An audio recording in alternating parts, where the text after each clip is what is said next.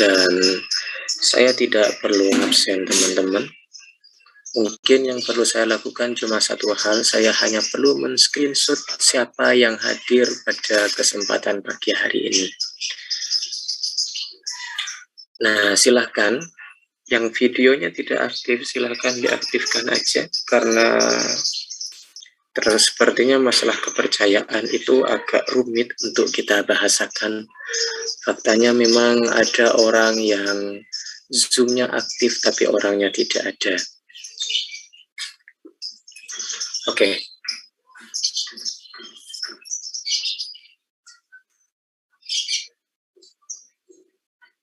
Teman-teman bisa lihat di layar dulu.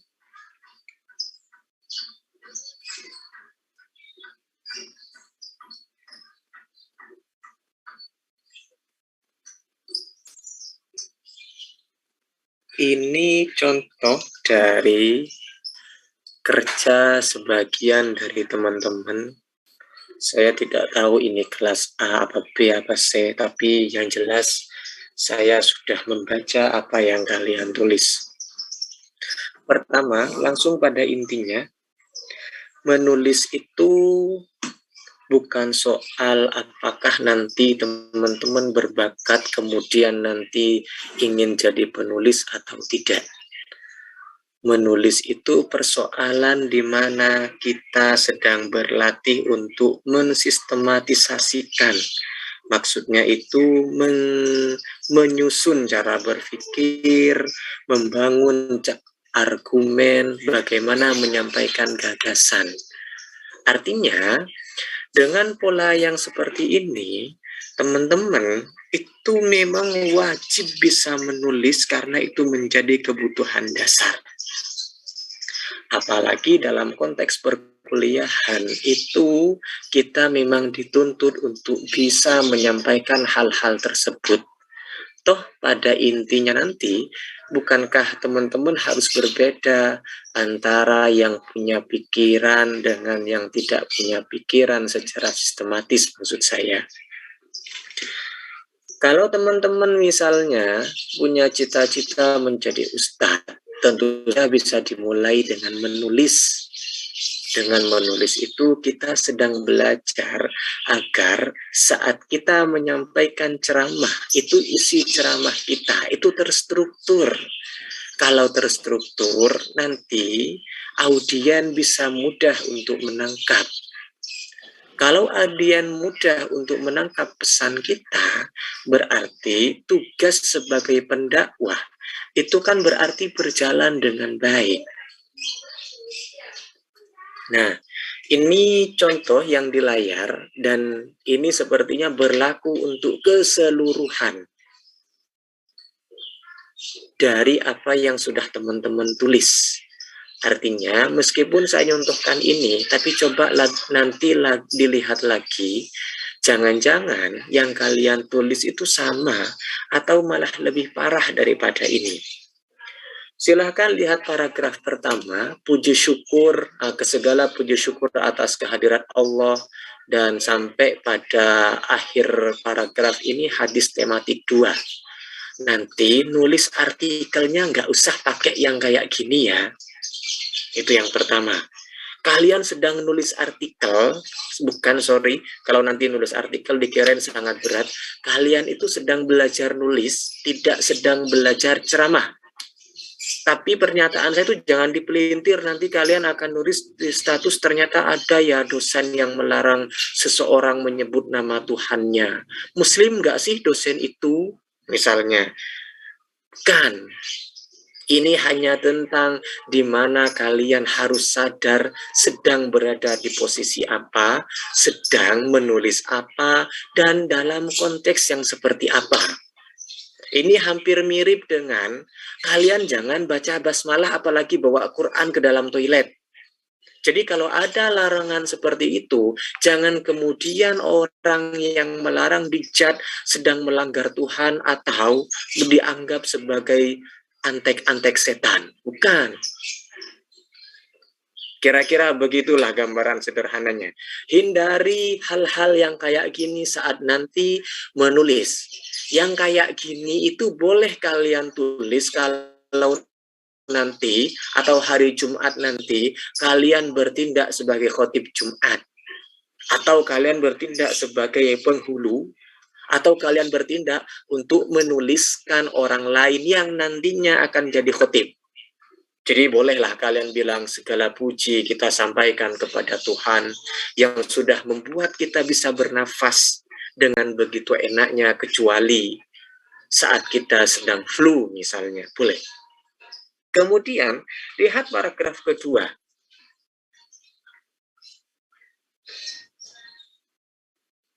Nah, sebentar. Tiba-tiba saya itu lihat kalian jadi sangat ngantuk.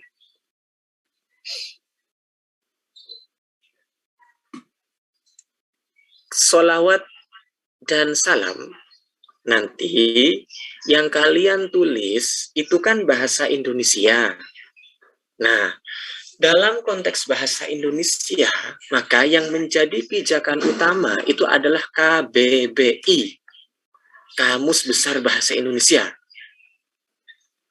Artinya, kalaupun kalian begitu sayang dengan bahasa Arab misalnya, tapi saat bahasa Arab itu sudah masuk ke dalam bahasa Indonesia, nanti ikut kata-katanya menggunakan bahasa Indonesia.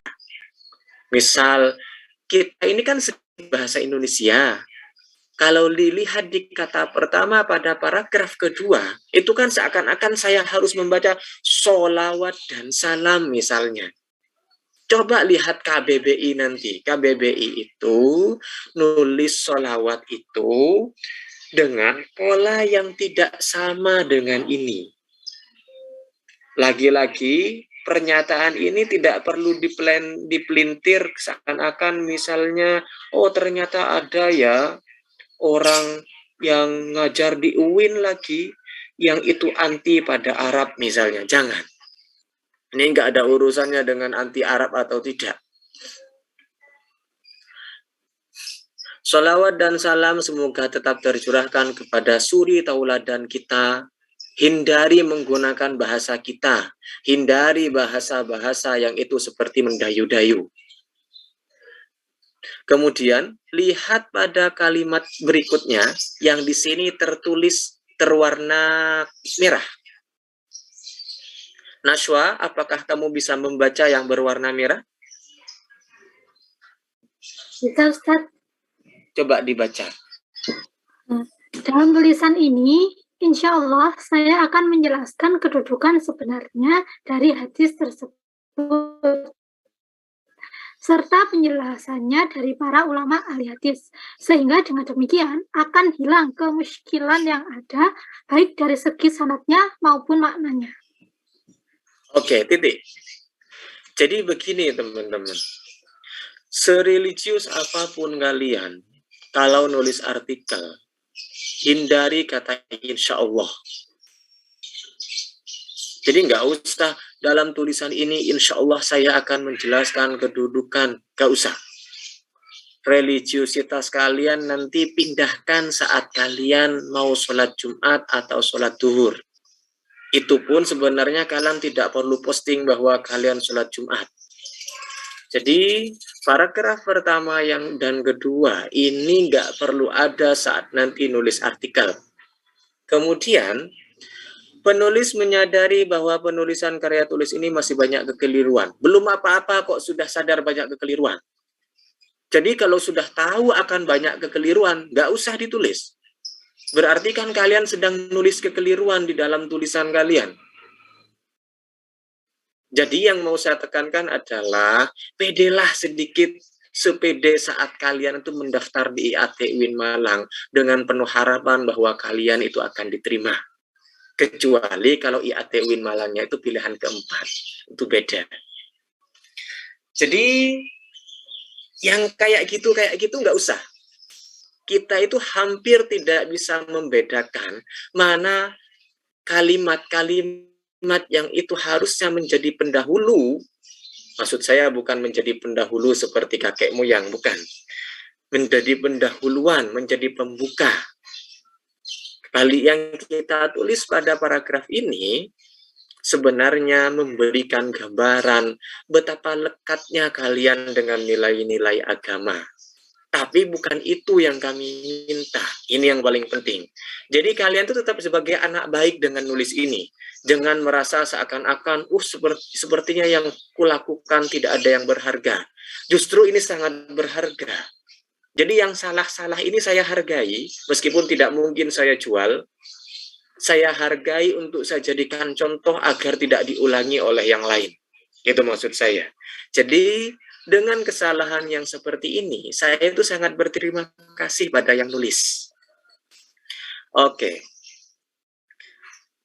Kali paragraf pertama, kedua, dan ketiga itu tidak perlu ada. Kecuali ini tentang surat cinta. Kemudian ini pembahasan. Di situ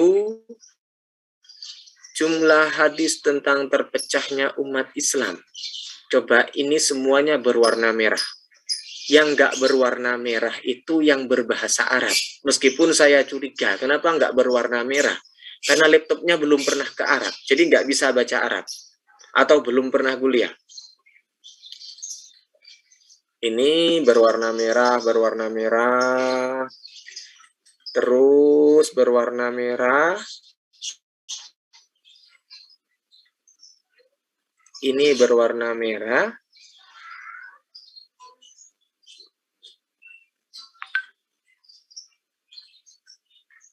Ini terus berwarna merah. Yang tidak berwarna merah itu kesimpulan. Artinya adalah, maksud saya kata kesimpulannya yang tidak berwarna merah. Kesimpulannya juga berwarna merah. Ini mengindikasikan bahwa kalian itu tidak sedang yang ditulis oleh orang lain. Kemudian kalian akui sebagai tulisan kalian. Coba kita perhatikan lagi pembahasan.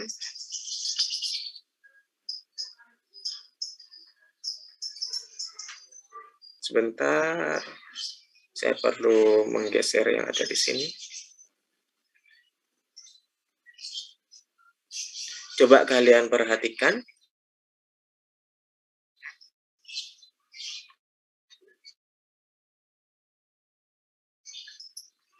Dari paragraf pertama. Jadi ini yang tidak plagiat. Ya, saya tidak menyebutnya plagiat sih. Cuma tidak mirip dengan yang ditulis orang. Yang saya heran itu, kenapa insya Allahnya juga mirip dengan yang ditulis orang sampai satu kalimat. Itu yang saya heran di paragraf kedua. Apakah memang religiusitas, kealiman, atau yang sejenis itu bisa diturunkan gitu maksud saya. Diturunkan dari internet ke manusia yang memang itu eksis di dunia nyata. Kemudian di sini, selain kata pembahasan, itu mirip dengan yang ada di internet. Selain yang bahasa Arab, ini juga mirip dengan yang ada di internet. Kemudian sampai pada kesimpulan. Jadi kesimpulan dari artikel ini semuanya mirip dengan yang ada di internet, kecuali kata kesimpulan, kecuali kata adapun masalah, dan kecuali kata sahabatnya. Termasuk wallahu a'lam bishawab, itu mirip dengan yang ada di internet. Sekali lagi, yang mau saya sampaikan adalah kalau polanya seperti ini, berarti teman-teman tidak nulis.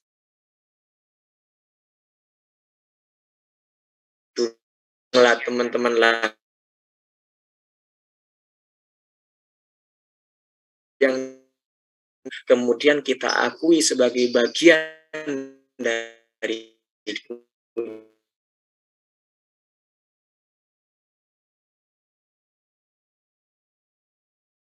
orang lah. Artikel ini 85% itu hasil ngambil dengan atau pada sebuah website yang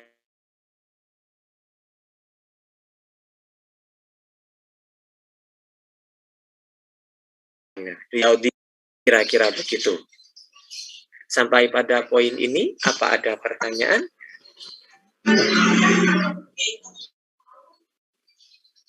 Tidak ada?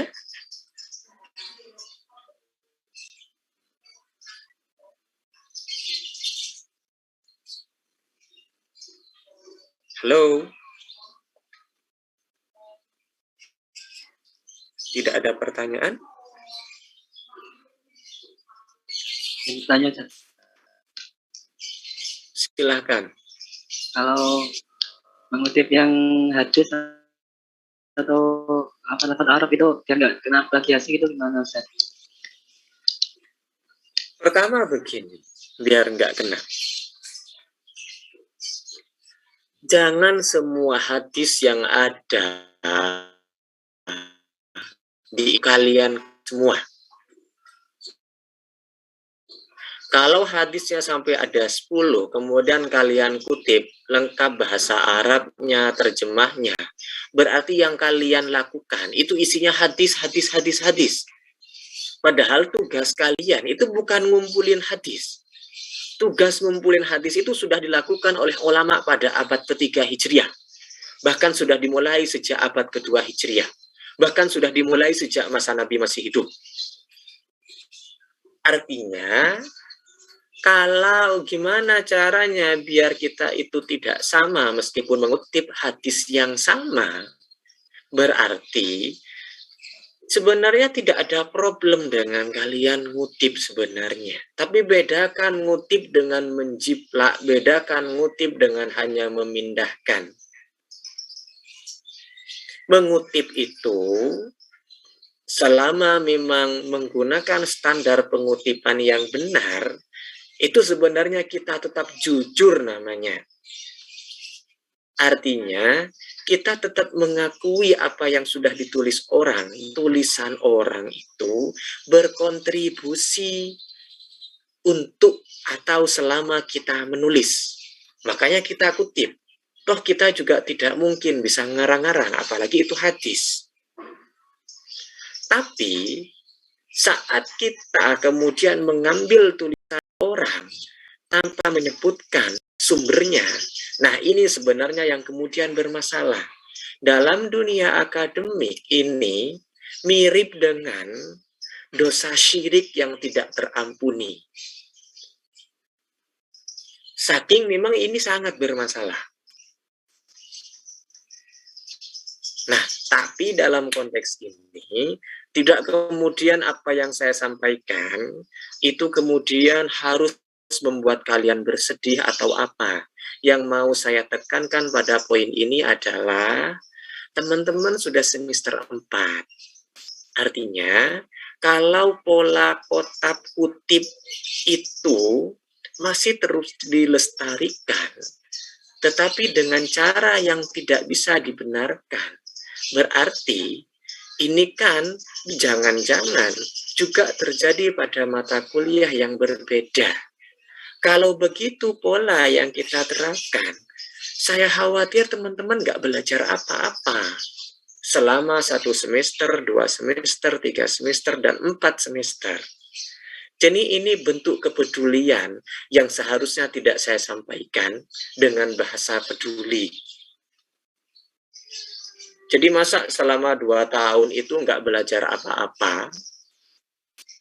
Karena yang kita lakukan hanya kutip sana, kutip sini. Itu yang saya maksud tidak belajar apa-apa. Nah, sebenarnya seperti apa nulisnya? Jadi secara umum, kita itu menggunakan pola yang sangat mudah. Yang pertama, tulisan kita itu kita petakan menjadi 3. Pertama, pendahuluan. Yang kedua, isi atau pembahasan. Yang ketiga, simpulan atau penutup. Saya ulangi, yang pertama itu pendahuluan, yang kedua isi atau pembahasan, yang ketiga itu penutup. Di pendahuluan apa yang disebutkan? Di pendahuluan itu cukup berisi 3 paragraf. Gak usah banyak-banyak. Tapi bukan paragrafnya segala puji, bukan. Gak perlu ada segala puji, gak perlu sholawat dan salam dan lain-lain itu. Itu tulis nanti kalau kalian saat ngetik aja. Jadi puja-puji kepada Tuhan. Jadi paling tidak biar pujiannya itu tidak terkesan riak. Nah, di paragraf apa masalah? Misalnya kalau kebetulan yang kalian tulis itu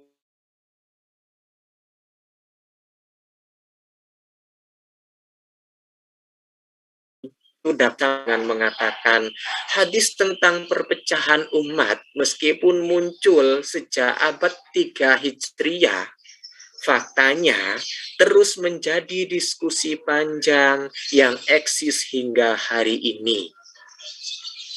Kayak gitu bisa.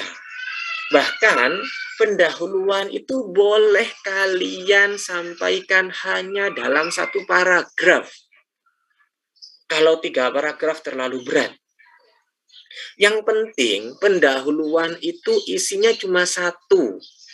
Kalian harus menjelaskan kepada pembaca bahwa tema ini, isu ini, judul ini penting.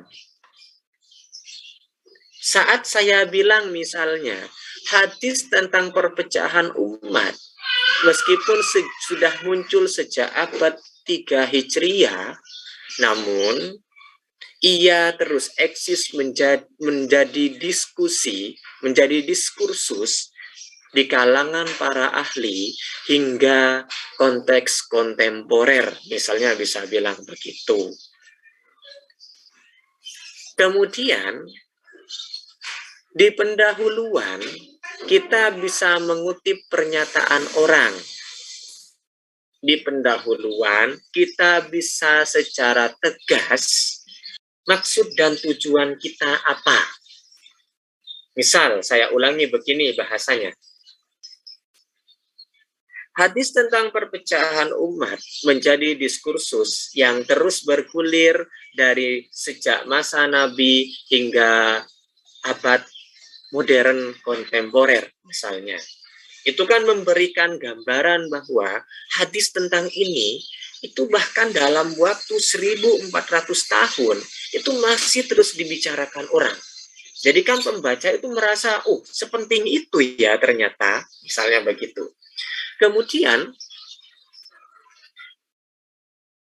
kalimat berikutnya teman-teman bisa bilang, misalnya dalam hal ini diakui bahwa keberadaan hadis iftiraq dalam sejarah umat Islam itu selalu menjadi media atau alat untuk memberikan label sesat terhadap kelompok yang berbeda.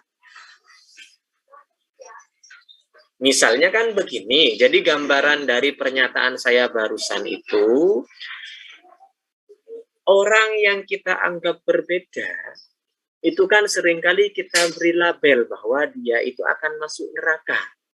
Kemudian, kita bawa-bawa hadis iftiraq, Nabi bersabda bahwa umatku akan terpecah menjadi 73 golongan, dan hanya 1 golongan yang akan masuk surga. Sisanya akan masuk neraka. Nah, sisanya itu adalah golongan mereka. Seakan-akan bilang begitu. Kemudian kalimat berikutnya, atau kalau mau 3 paragraf yang ketiga, kita itu menegaskan maksud dan tujuan kita di dalam menulis artikel ini seperti apa. Misalnya kita bilang begini, dalam hal ini penulis akan memberikan gambaran lebih komprehensif misalnya, atau penulis akan melakukan kajian secara menyeluruh terhadap hadis iftiraq yang hal ini belum pernah dilakukan oleh tokoh-tokoh sebelumnya. Misalnya begitu. Hal ini menjadi penting karena selama ini atau sejauh ini kajian terhadap hadis iftiraq hanya fokus pada persoalan sanad, misalnya begitu. Lalu dari mana kita bisa tahu bahwa selama ini orang membahas hadis iftiraq itu hanya gitu-gitu aja? Ini yang saya maksudkan. Kalau teman-teman misalnya membuka buku pengantar hadis tematik, kalau yang punya tentu saja, di situ kan kita bilang salah satu langkah yang tidak bisa diabaikan saat melakukan kajian hadis secara tematik itu adalah melakukan review. Review itu artinya kita meninjau. Meninjau itu maksudnya kita melihat sekilas seperti apa sih kajian orang selama ini terkait hadis iftiraq. Itu maksud saya. Kan artinya kalau teman-teman kebetulan misalnya di antara tipikal orang yang jangankan membaca satu paragraf, jangankan membaca satu artikel, membaca 3 paragraf saja misalnya sudah berkunang-kunang. Jadi meninjau itu, mereview itu, artinya teman-teman nggak perlu baca satu artikel. Maksud saya, artikelnya boleh 10, boleh 20, boleh 30, boleh 100. Tapi kalau teman-teman hanya meninjau, teman-teman tuh hanya memastikan judulnya apa, abstraknya seperti apa, kesimpulannya apa. Jadi satu artikel itu bisa selesai dalam waktu 5 menit maksimal. Kalau pola ini masih saja kemudian kita merasa, oh terlalu berat, nah terus mau ngapain gitu maksud saya. Soalnya kita itu sedang berada di perguruan tinggi. Itu artinya kita harus proaktif untuk mendapatkan pengetahuan sebanyak-banyaknya melalui proses kita.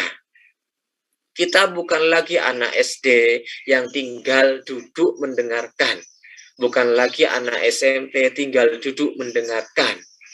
Tapi kita sudah berada di perguruan tinggi, duduk dan mendengarkan itu bukan pola yang ideal. Karena nanti sama saja prosesnya dengan anak-anak yang itu memang umurnya masih umur 11 tahun, 7 tahun, 12 tahun. Ya meskipun sebenarnya kalian palingan umurnya 8 tahun. Setelah 15 tahun. Oke. Sampai pada poin ini, apa ada pertanyaan?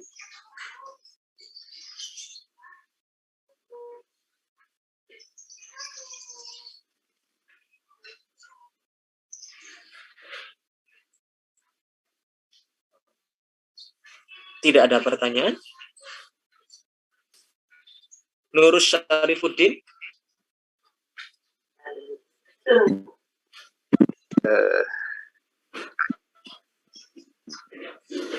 Enggak, saya cuma nyapa kok. Soalnya kamu nganggu-nganggu. Jadi maksud saya memastikan apakah kamu itu masih bersuara atau tidak. Teman-teman? Ada pertanyaan tidak? Maaf, aku ingin bertanya Ustaz. Oke, silahkan. Mungkin masih kaitannya sama yang di awal tadi, seperti penggunaan, ada kata-kata lain juga yang memang kiranya harus dihindarkan dalam sebuah penulisan. Saya rasa itu saja. Terima kasih. Oke. Jadi begini. Ada beberapa aspek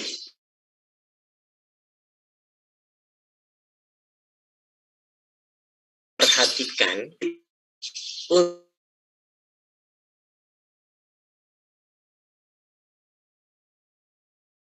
kita itu penulis baik. Seringkali kan kita posting status sulit banget ya untuk menjadi penulis. Lah iya, karena dia nggak pernah nulis. Itu yang pertama. Atau posting status sulit banget ya untuk merangkai kata. Loh iya, kan dia nggak pernah baca. Memangnya kemudian tiba-tiba dia duduk, kemudian di kepalanya penuh dengan kata-kata, kan enggak. Orang kemudian bisa di kepalanya itu punya banyak kosakata yang awalnya cuma I misalnya, aku. Karena dia belajar, akhirnya menjadi head, nambah satu kata. Kemudian lama-lama menjadi tahu kalau artinya you itu adalah kamu. Jadi seiring berjalannya waktu dia bisa merangkai I hate you, misalnya begitu. Itu dari mana? Hasil bacaan. Kalau enggak membaca, berarti karena dia mendengarkan dari orang lain. Cuma dalam konteks kita, itu kan kita hampir tidak mendengar bahwa ada ustadz saat sholat Jumat, dia khutbah. Maksud saya bukan saat sholat Jumat. Kalau sholat Jumatnya sambil khutbah, nanti bisa batal sholatnya. Jadi saat khutbah Jumat misalnya, dari awal sampai akhir, beliau itu menjelaskan tentang hadis iftiraq misalnya. Jadi teman-teman bisa mengerti hadis iftiraq karena mendengar dari orang lain. Tapi pola ini hampir tidak bisa kita temukan. Yang bisa kita temukan itu hadis iftiraq di dalam tulisan-tulisan. Dan tulisan itu bukan dipindahkan harusnya biar kita bisa nulis. Tapi dibaca, kemudian kita proses dalam pikiran dan kepala kita untuk kemudian kita keluarkan sebagaimana versi kita. Nah, seperti apa kata-kata yang harus dihindarkan? Kalau tulisan kalian itu adalah tulisan yang itu formal, maka gunakanlah bahasa formal. Saya kemarin itu baca skripsi kakak tingkat kalian. Dan kemungkinan nanti hari Jumat itu akan ada sidang skripsi perdana IAT yang dilakukan secara offline. Saya khawatir, saya curiga kemungkinan ini akan digelar kalian boleh untuk ikut serta, gitu maksud saya. Tapi tidak sebagai penguji tentunya. Dan tidak sebagai undangan tentunya. Karena takutnya kalian merasa sudah tahu sehingga merasa terhormat sehingga harus diundang. Tapi kalian boleh menjadi peserta. Ya paling tidak melihat, oh kayak gini ya. Ternyata kalau sidang skripsi itu, jadi sudah mempersiapkan diri sejak dini. Nah, kalau nggak salah sih memang diperbolehkan. Jadi ada peserta yang boleh ikut ke dalam ruangan, nanti menyaksikan orang atau kakak kelasnya atau kakak kandungnya diuji.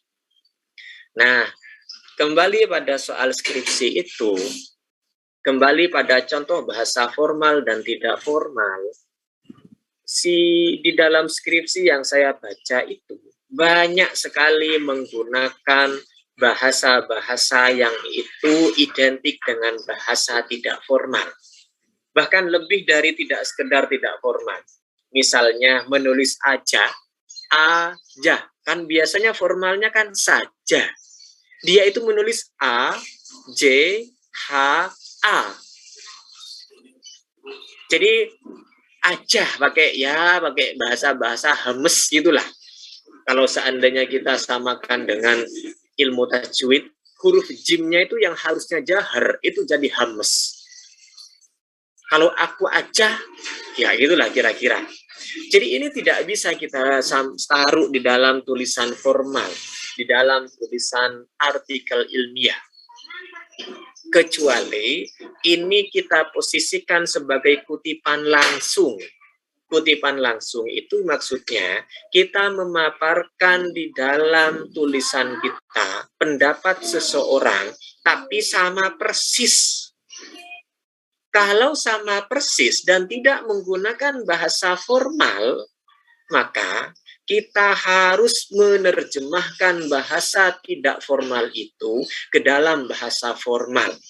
Misalnya, aku aja loh yang duluan nyampe sini, misalnya itu kutipannya, berarti nanti harus diterjemahkan. Hanya saya yang lebih dulu sampai di tempat ini. Begitu caranya. Yang kedua, ini aspek kebahasaan formal dan tidak formal. Aspek yang lain adalah bagaimana menggunakan kata hubung, tapi tidak boleh di awal kalimat. Contoh, hindari kata dan di awal kalimat. Kita sering menemukan di tugas kalian. Misalnya, belum apa-apa, tiba-tiba, dan sejauh ini, orang kalau mati, itu karena waktunya mati. Hindari kata dan di awal kalimat, hindari kata karena di awal kalimat, hindari kata kemudian di awal kalimat, hindari kata maka di awal kalimat. Oke, Idam Khalid, ada gambaran? Nah, itu salah satunya. Ini hanya tentang tulisan lo ya, hanya tentang pilihan kata lo ya. Ini yang saya maksud bahwa menulis itu kita sedang mencoba untuk mensistematisasi, menata cara berpikir. Salah satunya begitu. Dan hal yang lainnya, jadi paling tidak ada beberapa hal, minimal 5 aspek yang perlu kita perhatikan saat membaca. Ini tentang review kalian. Karena saya lihat hasil review dari teman-teman itu belum connect dengan apa yang direview. Kalau tadi kita berbicara tentang artikelnya yang akan direview, sekarang kita akan berbicara tentang tugas reviewnya seperti apa. Yang pertama, perhatikan strukturnya. Itu yang pertama. Perhatikan struktur itu misalnya, saat kalian nanti diminta tugas mereview, salah satu aspek yang bisa kalian jadikan catatan itu struktur dari artikel itu. Harusnya di paragraf pertama atau harusnya artikel itu pertama-tama memuat pendahuluan. Tapi kok artikel ini tiba-tiba membuat kesimpulan misalnya, berarti strukturnya bermasalah. Yang kedua, perhatikan metodologinya. Metodologi itu maksud saya metodenya. Perhatikan cara dia mau menjelaskan, perhatikan cara dia menjelaskan rencana kajiannya. Kemudian yang ketiga, cara dia memaparkan argumen. Contoh, yang dibahas hadis iftiraq yang diriwayatkan oleh Imam Abu Dawud misalnya. Kemudian tiba-tiba dia bilang, hadis ini tidak bisa dijadikan pijakan karena merupakan hadis palsu. Titik. Kan tidak ada argumennya. Atau malah dia cuma bilang hadis ini tidak bisa dijadikan pijakan. Titik misalnya. Nah, berarti dia tidak mampu untuk memberikan argumen.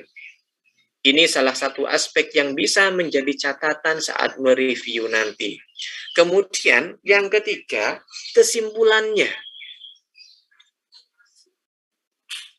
Lihat kesimpulannya, apakah connect, apakah relevan dengan yang dia bahas.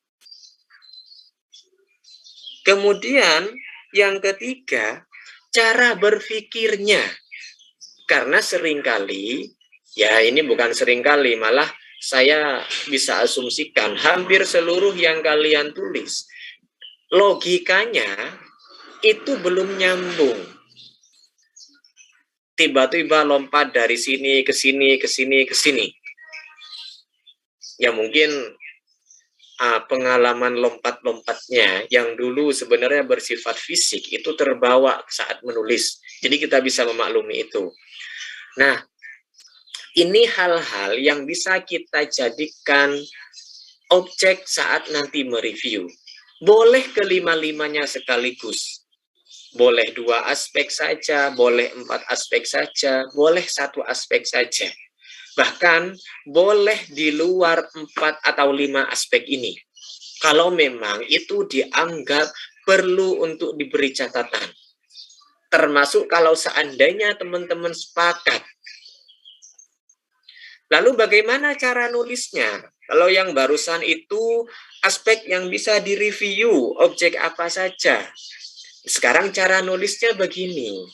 Nulis review itu, kenapa saya minta misalnya maksimal 3 paragraf?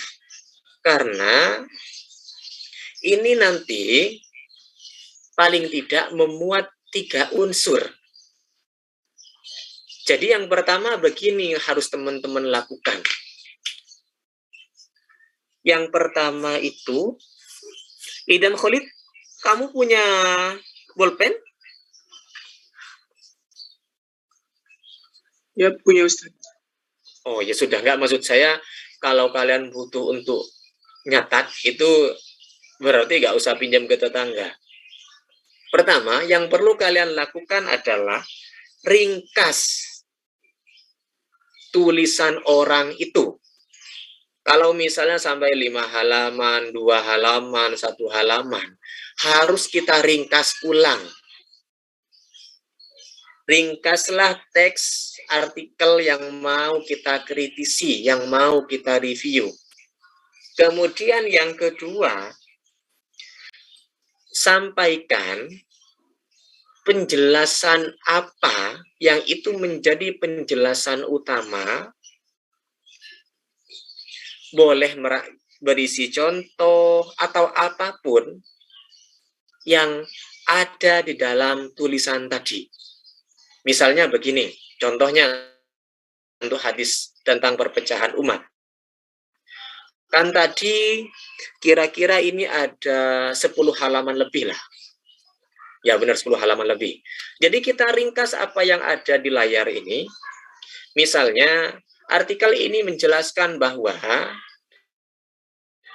hadis tentang perpecahan umat itu merupakan hadis yang diterima oleh seluruh pakar hadis karena memenuhi standar hadis sahih baik secara sanad maupun matan. Ini ringkasannya. Kemudian yang kedua, kita harus memaparkan argumen dari artikel ini. Hal tersebut dikuatkan dengan fakta bahwa para ulama saat melakukan penelitian secara sanad maupun matan, mereka tidak menemukan satu celah pun yang pada akhirnya menurunkan kualitas ini dari kualitasnya sebagai hadis sahih. Kayak gitu caranya. Kemudian, yang ketiga, kita memberikan kritikan. Caranya, namun demikian, misalnya kita bilang begitu, namun faktanya apa yang disampaikan oleh tulisan ini tampak tidak relevan dengan yang menjadi poin penting dari kajian hadis-hadis iftiraq. Atau kita bilang intinya kita memberikan kritikan. Terserah bahasanya seperti apa. Misalnya kita bilang tulisan, meskipun demikian tulisan ini tampak mengabaikan atau abai terhadap fakta bahwa hadis tersebut tidak lepas dari beberapa persoalan-persoalan mendasar dalam kritik hadis. Jadi kita memberikan kritikan. Kemudian kritikan kita itu berikan argumen yang menguatkan. Contoh, kalimat berikutnya saya bilang begini. Faktanya, meskipun hadis ini oleh penulis disebut sebagai hadis sahih, faktanya di dalamnya atau hadis ini secara redaksional atau dilihat dari aspek matanya tampak menyalahi pesan-pesan utama yang ada atau yang ada di dalam Al-Qur'an. Dalam hal ini misalnya disebutkan bahwa umat terbaik kuntum khaira ummatin ukhrijat linnas itu ditujukan kepada umat Nabi Muhammad, yang itu artinya umat Nabi Muhammad adalah umat yang lebih baik atau terbaik dibandingkan umat-umat yang terdahulu.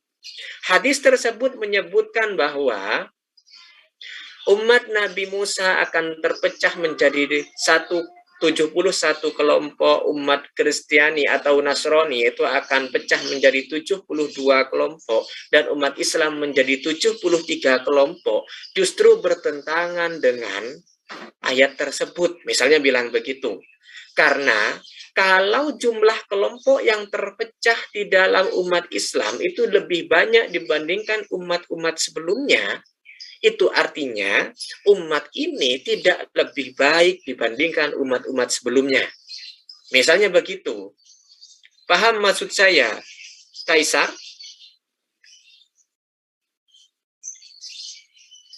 Oke, Kaisar, mikrofonmu hidup? Ya Pak, ya San. Oke. Kemudian ini hal terakhir yang perlu kalian tulis saat mereview. Memberikan apresiasi.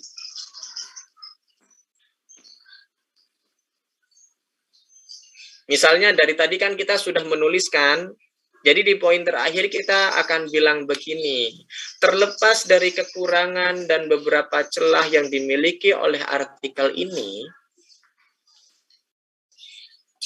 pembaca atau siapapun atau apalah nanti kalian, yang intinya kalian akan memberikan apresiasi pada tulisan ini. Contoh yang paling konkret misalnya, terlepas dari beberapa persoalan mendasar yang terdapat di dalam artikel ini, namun harus diakui bahwa artikel ini sudah memberikan kontribusi penting di dalam diskursus hadis Nabi, terutama hadis tentang perpecahan umat yang selama ini tidak banyak mendapatkan perhatian, misalnya begitu. Oke, sampai pada poin ini, apa ada pertanyaan?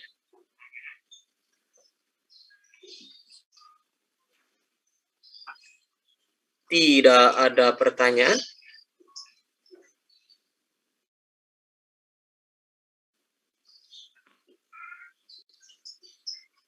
Halo. Bertanya Ustadz. Silahkan.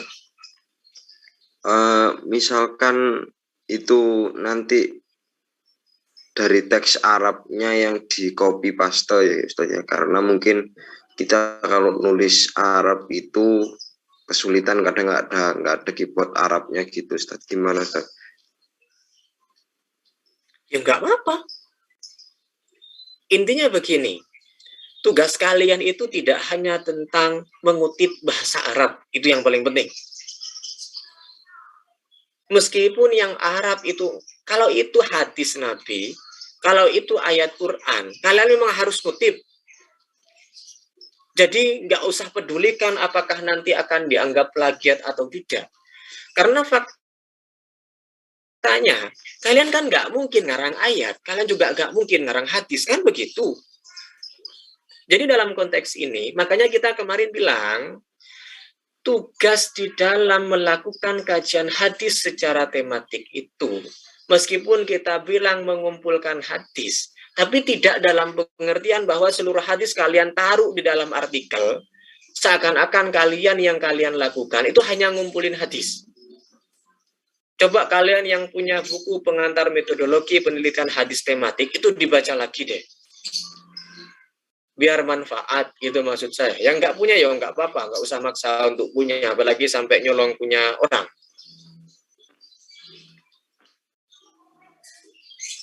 Jadi bagaimana kalau ternyata harus kopas? Ya ora apa-apa. Ketika memang hal itu menjadi bagian yang tidak bisa kita lepaskan dari proses kajian kita. Masa kita mau bilang surat Yasin ayat 200, ayat 501 kan nggak mungkin. Karena surat Yasin nggak sampai segitu ayatnya. Itu artinya kan kita ngarang-ngarang. Jadi titik tekan dari pengutipan itu, biar tidak plagiat adalah sebutkan sumbernya. Itu yang paling penting. Makanya kalian ngutip ayat sekalipun, kan kalian harus menyertakan ini surat apa, ayat keberapa. Itu yang saya maksudkan. Tapi kan yang kalian lakukan itu tidak hanya tentang ngumpulin hadis, itu yang paling penting. Sehingga artikelnya itu tidak penuh dengan hadis. Kalian itu melakukan kajian. Karena melakukan kajian berarti ya ada proses ngumpulinnya, ada proses analisisnya, ada proses menyimpulkan, ada upaya menulis pendahuluan, dan lain-lain itu. Kalau yang kalian lihat di depan ini, kan dia nggak ngapa-ngapain. Maksud saya nggak ngapa-ngapain. Sejak awal kita sebutkan bahwa kajian hadis tematik itu tidak lagi terlalu terfokus pada mengkaji hadis secara dilihat dari aspek sanad.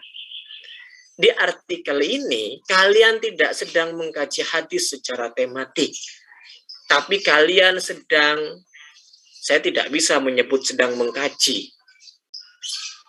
Karena kalian itu kopas. Bukan kalian yang bersangkutan, karena ini satu orang. Meskipun saya lihat yang lain hampir mirip. Jadi ini tidak mengkaji. Kalaupun seandainya tugasnya adalah melakukan kajian sanad. Ini ngambil punya orang. Full.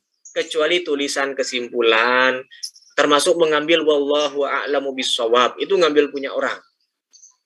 Paling tidak kata Turnitin begitu. Bukan saya yang bilang begitu sebenarnya.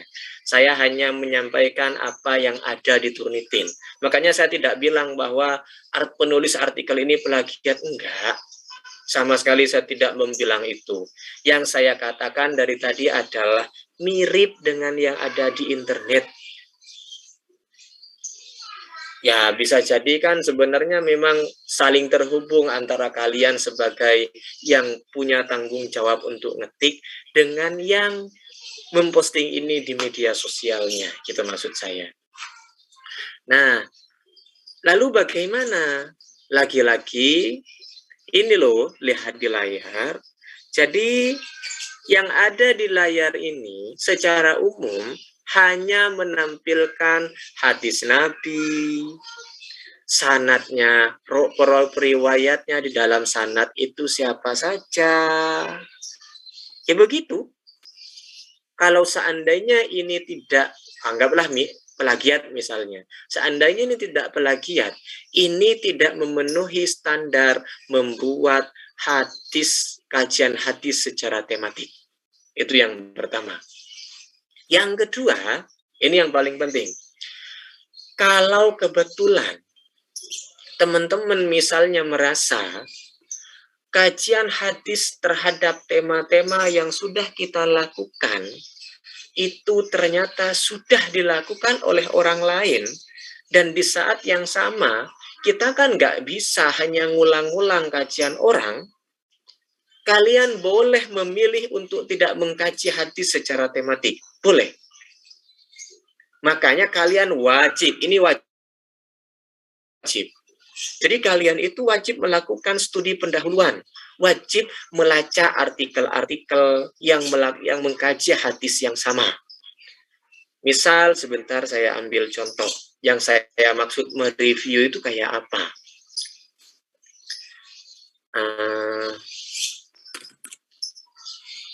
Hadis.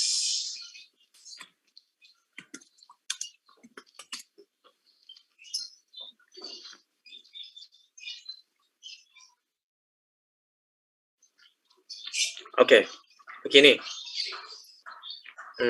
Silahkan lihat layar. Ini cara yang paling mudah. Biar teman-teman itu nanti tidak terjebak pada memiripkan tulisan dengan tulisan orang, atau tidak ngulang-ngulang apa yang pernah ditulis orang lain. Misal, saya mau mengkaji, kebetulan misalnya tema saya itu tentang mahram, kewajiban perempuan bepergian untuk selalu bawa mahramnya, atau larangan perempuan bepergian tanpa mahram, misalnya loh ya. Kita kebetulan dapat tugas itu temanya. Maka kita harus mereview dulu apa yang sudah ditulis oleh orang lain terhadap tentang tema ini. Sorry, apakah layar sudah terlihat? Sudah Ustaz. Sampun Ustaz. Oke. Nah, sebentar. Misal kita buka Google Cendekia.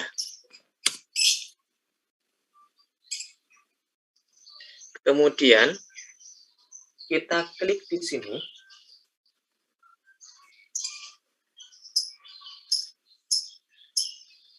Nah, di sini ada Google Cendekia, atau kalian bisa nulisnya Google Scholar boleh. Kemudian kita bahas apa? Kita membahas tentang pentingnya mahram di dalam atau saat perempuan melakukan perjalanan. Kita ketik kata kunci. Misal mahram perempuan. Kita cari di sini.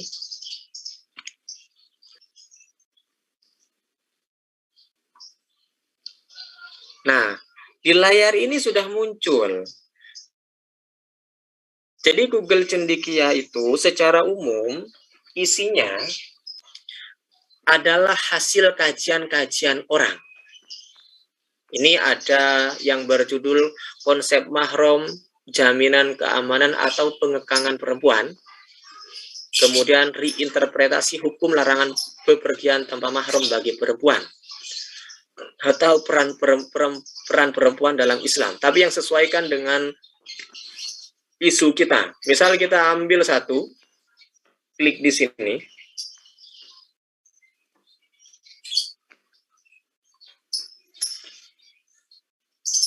Tunggu sebentar. Sudah muncul di layar? Sudah Ustaz. Nah, nanti di sini ada PDF di bawah gambar Al-Manahij ini yang sekarang sedang, saya tidak tahu apakah panah ini kelihatan apa tidak ke situ. Kaisar, ini kelihatan yang saya sentuh PDF? Ya, sentuh PDF Ustaz. Nah, nanti ini tinggal klik. Nah, tunggu sebentar.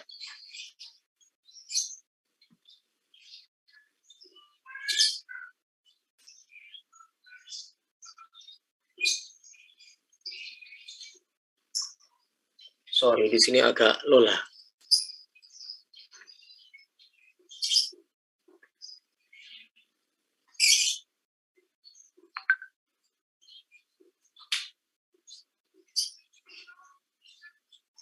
Nah, di layar ini kan sudah sangat terang benderang.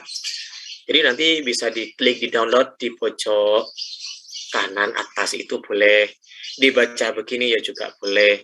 Yang namanya mereview itu, kalian itu hanya tinggal melihat judulnya apa, ditulis oleh siapa, abstraknya seperti apa, cuma itu. Artinya, kalau menurut kalian yang ditulis oleh orang ini sudah sangat lengkap misalnya, berarti kalian tidak boleh ngulang-ngulang. Apalagi nanti kalau yang kalian tulis justru lebih tidak lengkap dari yang dia tulis. Kalau begitu gimana? Kalau begitu kalian boleh membuat opini, boleh membuat esai. Tapi harus memenuhi standar pendahuluannya, isinya, kemudian simpulannya. Dan ketika saya bilang pendahuluan, itu nggak mesti harus ada tulisan di pojok kiri atas pendahuluan, nggak. Pendahuluan dalam konteks ini, kita memaparkan mengapa poin ini menjadi penting. Itu maksud saya.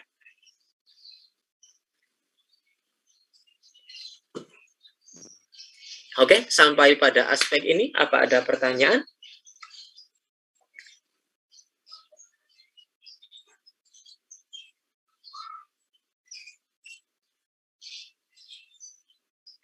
Halo?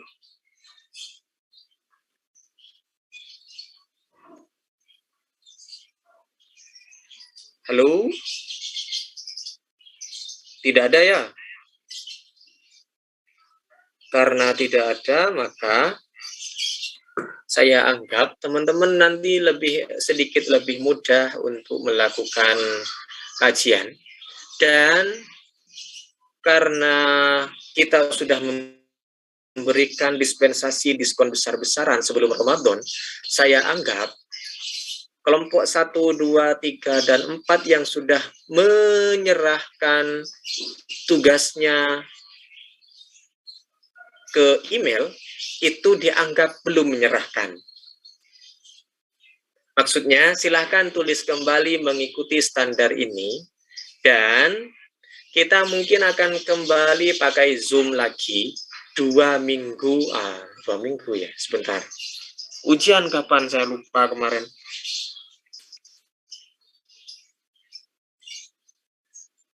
Nantilah, bagian itunya nanti. Yang pasti nanti UTS-nya tidak jauh-jauh pertanyaannya dari mengapa kajian hadis tematik itu penting, kemudian apakah pada masa Nabi sudah ada kajian secara hadis tematik, kemudian keilmuan apa yang sekiranya dibutuhkan untuk melakukan kajian secara tematik, atau yang ketiga, bisa saja pertanyaannya itu berkenaan dengan untuk melakukan kajian secara tematik, langkah-langkahnya seperti apa. Kira-kira begitu nanti teman-teman UTS-nya. Jadi saya kasih bocoran dulu biar nanti lebih mudah. Dan ingat loh ya, kalau kalian plagiat, kopas sana kopas sini, yang rugi itu kalian. Yang tidak pinter itu kalian. Yang tidak dapat apa-apa itu kalian. Itu maksud saya. Karena kalian tidak berproses apapun dengan itu, kecuali ngambil punya orang. Jadi eman-eman waktunya. Jadi saya tidak marah dengan itu, justru sedih. Oke, karena tidak ada pertanyaan, sekali lagi, yang kalian lakukan nanti, sebelum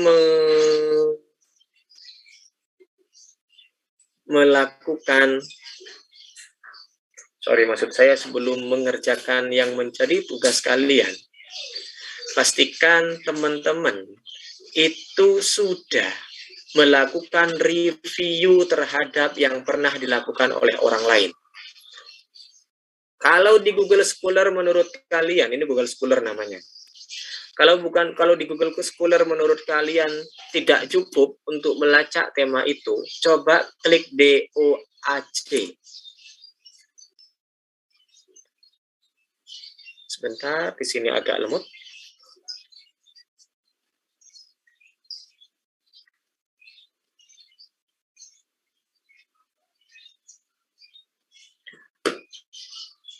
Apakah di situ layarnya sudah berubah? Ya. Nah, ini di sini. Ini klik.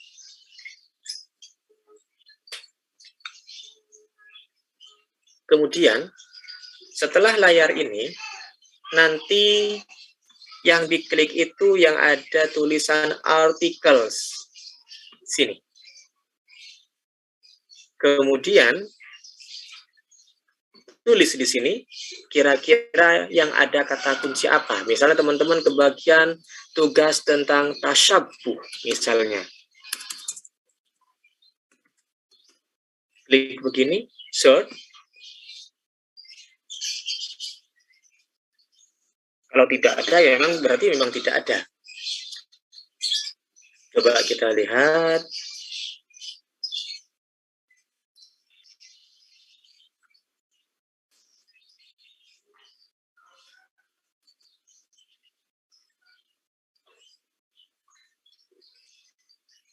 Di sini cuma ada 1.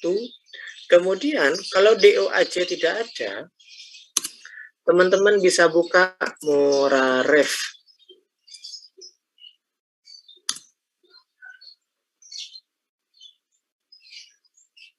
Ini Moraref.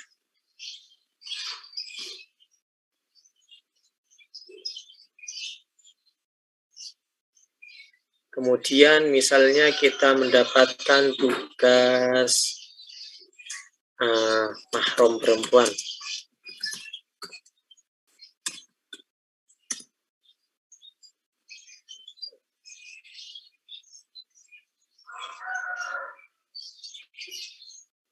Ini sudah ada, Pak. Mahram pada safar perempuan dalam tinjauan sosiologis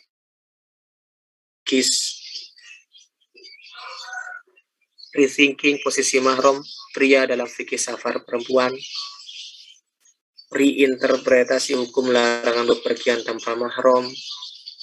Jadi kalian itu hidupnya di zaman ini penuh dengan teknologi dan lain-lain itu. Artinya sebenarnya nggak sulit untuk melacak yang kayak begituan. Sekarang itu hanya tentang mau meluangkan waktu atau tidak untuk hal-hal yang itu sebenarnya sangat berguna untuk jangka panjang kalian. Karena faktanya kan kita selama ini terlalu fokus untuk sesuatu yang itu sementara. Misal kita pergi ke mall untuk beli es krim, ya memang kalian butuh makan. Tapi kan kita terlalu fokus dengan itu. Setelah 5 menit kemudian es krimnya kan habis, entah dipatok burung atau yang lain, atau memang dimakan sendiri. Tapi kan kalian nggak mungkin rasanya tiba-tiba punya agenda khusus pergi ke mall, tapi yang kalian tuju itu Gramedia untuk membaca buku.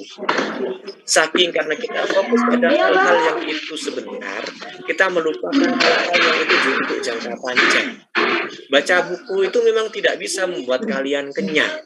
Tapi baca buku itu mampu membuka cara berpikir kalian, membuka wawasan, menambah pengetahuan yang itu sangat diperlukan dalam interaksi, bahkan bisa diwariskan untuk generasi setelah kalian.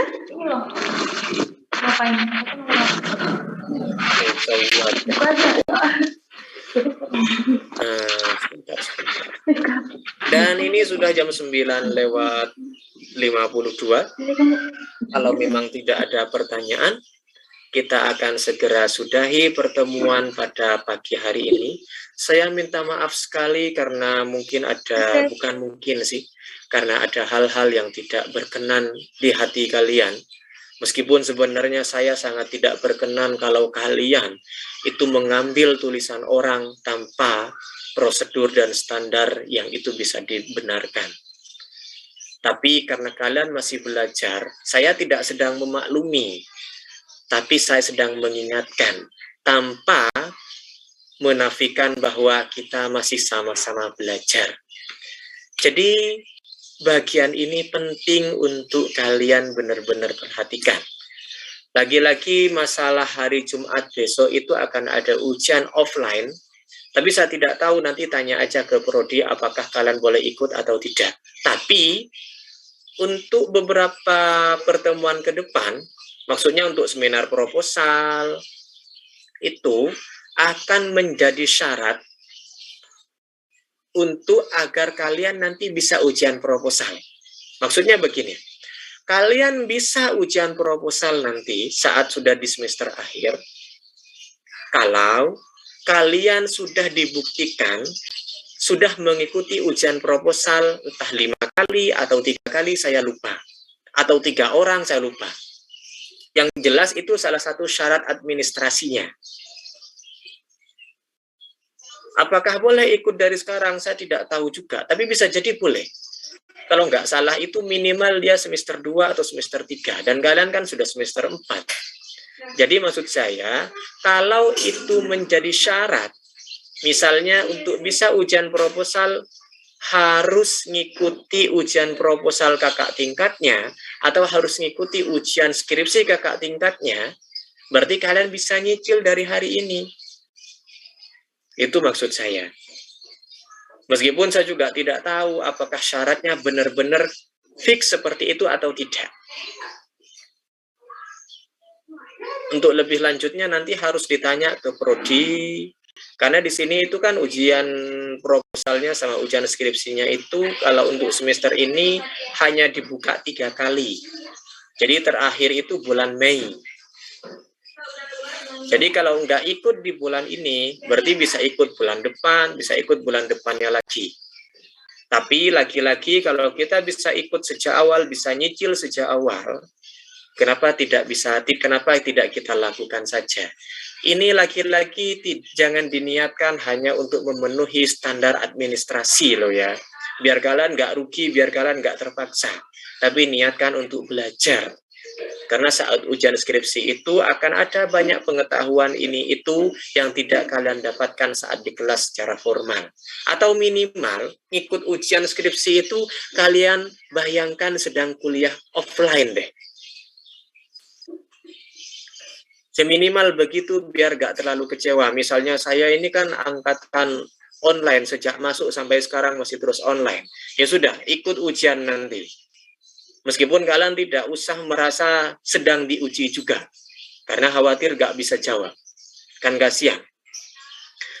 Tapi apapun itu, terlepas dari bahwa saya sudah melakukan atau melukai perasaan kalian, si gaya. Saya bangga karena kalian mau belajar, yang belajar. Ya, lebihnya saya tunggu 2 minggu lagi. Yang kalau kemarin itu kelompok 1 hingga 4, maka di 2 minggu berikutnya saya minta kelompok 1 hingga 8. Kelompoknya sampai berapa ya? Shema, kelompoknya ada berapa? Kalian kemarin yang ngotak-ngatik ada berapa tema yang kita bahas?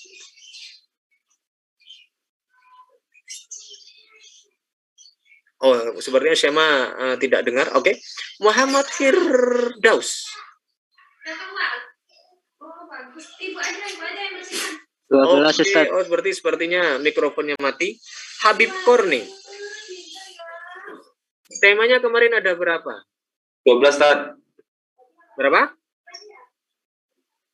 12. Saya nggak terlalu dengar apa yang kamu maksudkan. Mungkin makhrajnya juga belum jelas. Muniro. 12, Ustaz. Oh, 12 ya, Habib Korni. Muniro, benarkah ada 12? Oke, makasih Muniro. Syera, Ulfi, dan Allama. Apakah 3 dari kalian bisa mendengarkan pertanyaan saya? Ada berapa tema? 12, Ustaz. 12 tema. Oke. Saya minta 8 kelompok dari 1 sampai 8 itu selesai dalam waktu 2 minggu terhitung dari detik ini. Maksud saya hari ini. Kalau kalian menganggap 2 minggu itu terlalu lama, jangan lihat 2 minggunya, tapi lihat berapa hari dalam waktu 2 minggu itu. Ada 14 hari. Kalau 14 hari kalian anggap, kok sedikit banget, cuma 14 hari, ya sudah. Hitung berdasarkan jam.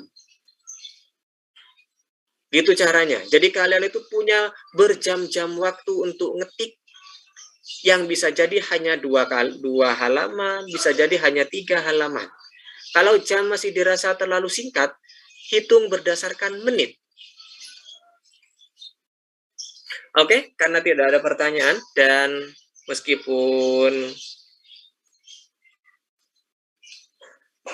ada banyak hal yang tidak berkenan, tapi semoga kita menemukan satu aspek saja, kalau memang bisa ditemukan, yang itu bermanfaat untuk kita.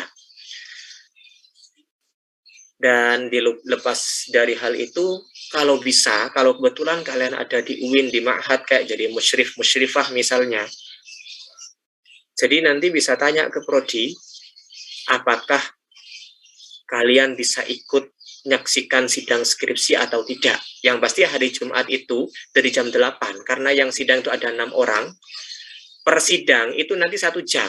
Jam 8 sampai jam 9, dari jam 9 sampai 10, dari 10 11, kemudian dari jam 1 sampai jam 2 sampai jam 3, begitulah kira-kira. Itu kalian bisa ikut atau tidak? Kalau kalian bisa ikut, ikut aja, biar belajar. Kalau itu bisa dijadikan syarat untuk bisa ikut untuk bisa nanti sidang tesis, sidang skripsi atau sidang proposal, berarti ini momentum kalian. Selain kalian bisa belajar, kalian juga menyelesaikan administrasi yang bisa kalian cicil dari hari ini.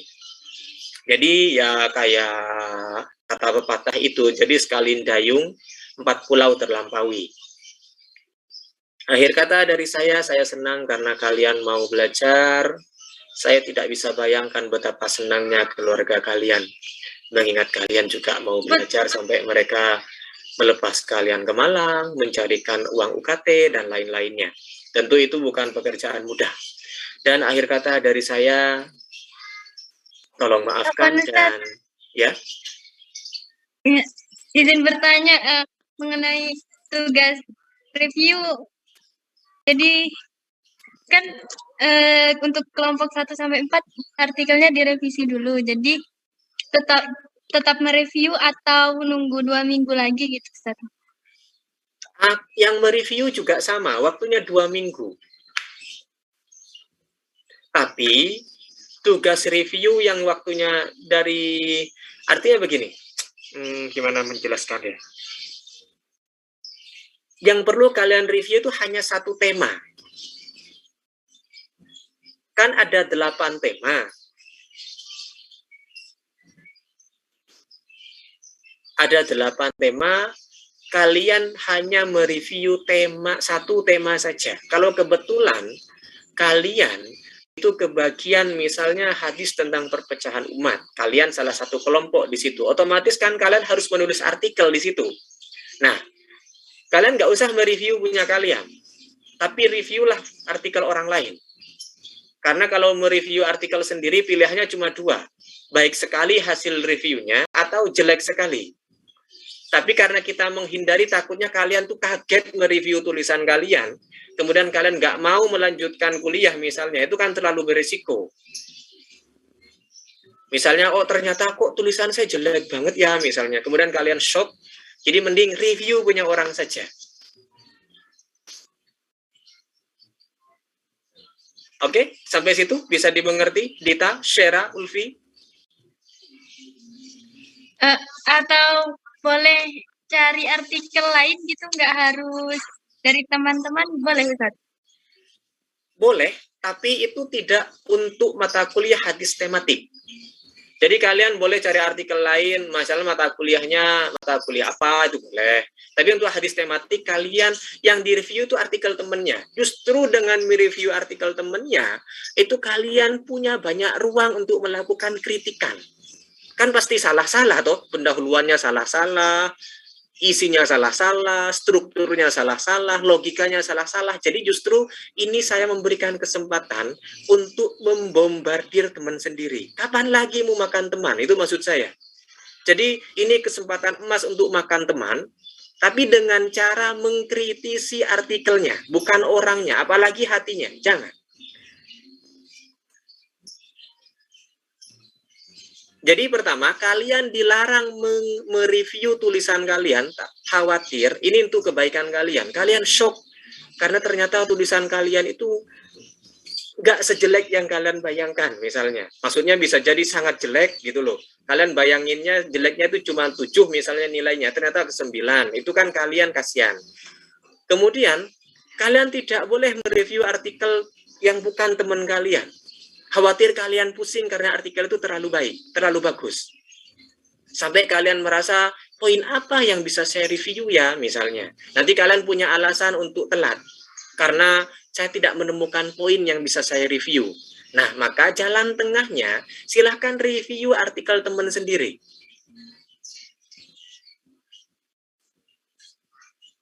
Sekali lagi, karena dengan begitu, minimal kalian itu kalau mereview punya teman kalian, kemudian mendapatkan banyak celah, jadi itu tidak terulang untuk artikel kalian, itu maksud saya. Jadi meskipun dari tadi saya menyampaikan begitu, sebenarnya punya nilai-nilai pendidikan, di mana kalian masih tetap terhubung sebagai seorang teman. Dan itu bermanfaat untuk diri kalian. Kalau yang kalian review misalnya artikel dosen IAT UIN Malang, ternyata bagus banget misalnya. Nah, terus kalian mau belajar apa? Kalau terlalu bagus. Apanya yang mau kalian kritisi? Gitu maksud saya. Tidak ada pertanyaan lagi? Saya pikir nggak usah aja, karena kalian akan ada kelas mungkin. Akhir kata dari saya, nanti kalau ada apa-apa, selain masalah kalian tidak punya uang, kalian bisa WA saya. Dan Assalamualaikum warahmatullahi wabarakatuh. Waalaikumsalam.